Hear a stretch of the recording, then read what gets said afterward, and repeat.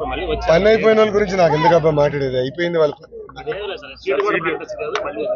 ఎవరమ్మా అది? మీరు వాళ్ళని అడగాలి కదా, నన్ను అడుగుతారు. అరే ఈరోజు మీరు ఆంధ్ర రాష్ట్ర వ్యాప్తంగా చంద్రబాబు నాయుడు గారు 94 స్థానాలు ప్లస్ అఫ్ కోర్స్ జనసేన అధ్యక్షులు వారు పవన్ కళ్యాణ్ గారు ఇద్దరు కలిపి 99 స్థానాలు అభ్యర్థులు ప్రకటించడం జరిగింది. We are. ముందరికెళ్తాం సార్. మీ మీద పదే వైసీపీ వాళ్ళు నాలుగు లోకేష్ గెలిస్తే ఆడిన తర్వాత కళలు వస్తాయి. ఇక్కడ సామాన్యులు గారికి అందుబాటులో ప్రచారం చేస్తున్నారు. 4 సంవత్సరాలు 10 నెలలు ప్రజలకు అందుబాటులో ఉంది ఎవరు? నేను. ప్రజలు సేవ చేసింది ఎవరు? నేను. అధికారులకు వచ్చింది ఎవరు? వాళ్ళు ఏం చేశారు? అసలు మంగళగిరి వాళ్ళకి చేసింది ఏంటి? నేను సూటిగా ప్రశ్నిస్తున్నాయి ప్రభుత్వాన్ని. నేను చేసిన దాంట్లో కనీసం 10% వాళ్ళు చేశారు ప్రజల సేవ. అప్పుడు మాట్లాడే హక్కు వస్తుంది. రెండోది, నేను నివసిస్తుంది ఇక్కడ, నా ఓటు ఉంది ఇక్కడ. వాళ్ళు నా గురించి మాట్లాడే అర్హత ఎక్కడ వచ్చిందని నేను మిమ్మల్ని అడుగుతున్నా. ఎమ్మెల్యే గారు ఇల్లు ఎక్కడుందో మీకు తెలుసండి? మీడియా మిత్రులు మీకు తెలుసా? అదే మన ఇల్లు ఎక్కడుందో తెలుసు కదా. మళ్ళీ థ్యాంక్ యూ. అరే వారు 1 సైడెడ్. ఇంకా డౌట్ ఉందా మీకు? అరే ఎక్కడుందా స్వామిను? వారు 1 సైడెడ్. ప్రతిపక్ష హోదా కూడా రాదు ఈ ప్రభుత్వానికి. ఎందుకు మీరు కంగారు పడుతున్నారు? వైసీపీ అధిష్టానం మంగళగిరి మీద ప్రత్యేక ఫోకస్ పెట్టి. అరే ఎన్టీవీ బాగా తెలియాలి వ్యూహాలు ఏంటో. ఎన్టీవీ అన్ని స్టోరీలు తెలిస్తే మీరు చెప్పాలి. అందరూ ఫోకస్ పెడతారు, ఏం చేస్తారు ఇంకా దానికన్నా? నన్ను ఓడించేదానికి అందరు ప్రయత్నిస్తున్నారు. ఇట్స్ ఓకే, చేయనియండి. ఇప్పుడు భారీ ఖర్చు పెట్టి నన్ను ఓడించే బదులు ప్రజలకు అదే డబ్బులు ప్రజల సేవకి, ప్రజల మంచికి ఖర్చు పెట్టుంటే బాగుండేది కదా. ఇప్పుడు నేను అడుగుతున్నా, అనేక హామీలు ఇచ్చారు. 2019 ముందల ఇక్కడున్న ఇళ్ళన్నీ రెగ్యులరైజ్ చేస్తా అన్నారు, చేయలేదు. స్థానికంగా డ్రైన్ కానీ తాగునీరు కానీ రోడ్లు వేస్తా అన్నారు, ఇది జరగలేదు. కనీసం జగన్ గారి ఇంటి పక్కన ఉన్న బ్రిడ్జ్ కూడా సరిగ్గా వేసుకోలేకపోయింది ప్రభుత్వం.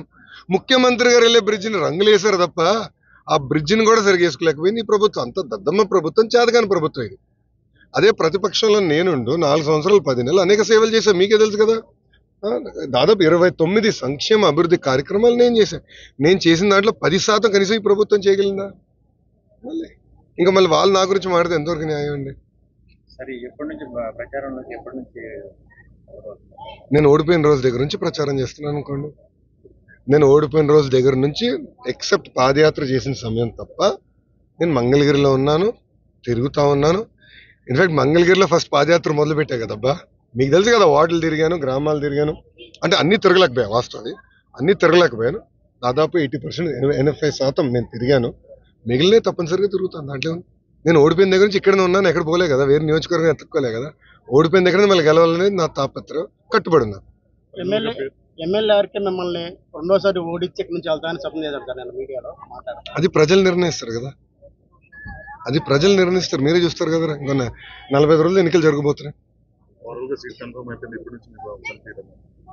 గతంలో ఎలా ఉందో అలానే ఉంటుంది. ఎందుకు బాగా చేశాను కనుకనే బాబు గారు డిక్లేర్ చేశారు.